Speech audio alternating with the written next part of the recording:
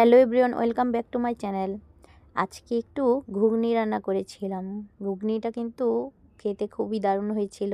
একটু ঝাল ঝাল করে রান্না করেছিলাম, সাথে একটু ধনিয়া পাতাও দিয়েছিলাম। খুবই টেস্টি হয়েছিল, বাড়ির সকলেরই পছন্দ হয়েছে ঘুগনিটা। আমরা সন্ধ্যের টিফিনে খেয়েছিলাম এই ঘুগনিটার সাথে আবার স্যালাদও রেখেছিলাম, আর ফুচকা ছিল। ফুচকাও উপর থেকে একটু ছড়িয়ে দিয়েছিলাম, আর সাথে পেঁয়াজ বেরেস্তা করেছিলাম, সেটাও দিয়েছি, আর সাথে একটু লেবুর রস দিয়েছিলাম।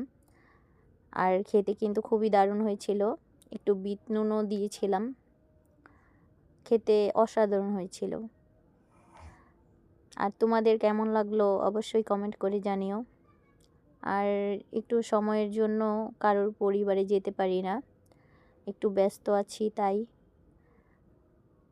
দেখো দেখতে কতটা লোভনীয় লাগছে ঘুগনিটা।